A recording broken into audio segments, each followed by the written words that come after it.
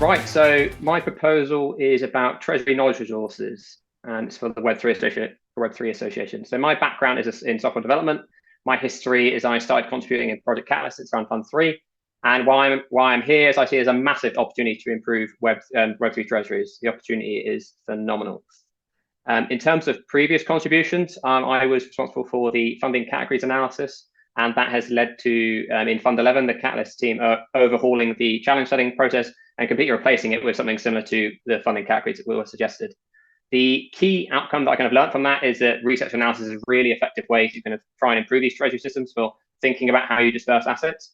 And I'm really kind of taking that forward and moving that into the approach I'm taking with Web3 Association.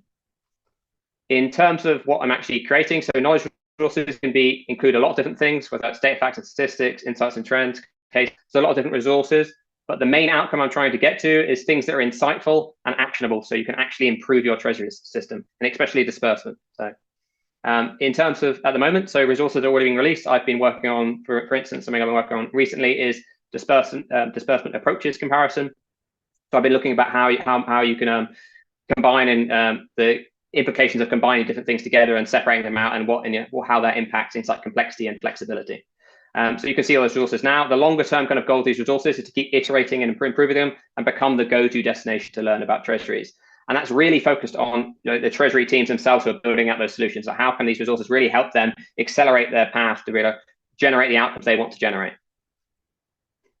In terms of this proposal, so the proposal is aimed at supporting some of the creation of these knowledge resources, although that is encompassing with working out how it's going to be best to work with the deep funding team.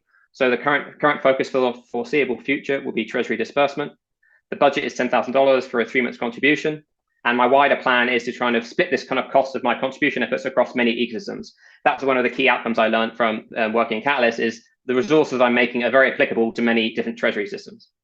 So in terms of collaboration, I'm super flexible on how I kind of work with the deep funding team. It could be conversational where I could do bi-weekly or monthly kind of meetings with them.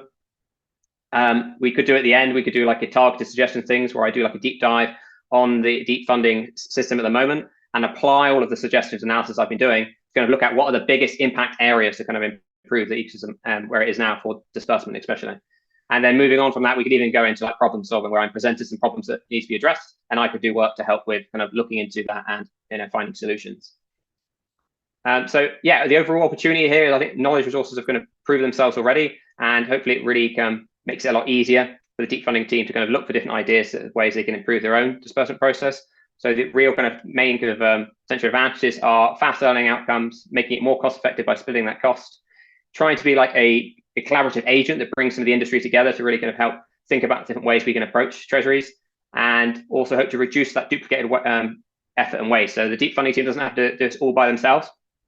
They can get the kind of help by this kind of more collaborative kind of approach. And hopefully from bringing all this kind of information together, it also helps to inspire some new solution approaches from identifying some of the areas that haven't been explored yet, or some different variations of what we already have. And that's it for my one. So thank you for listening.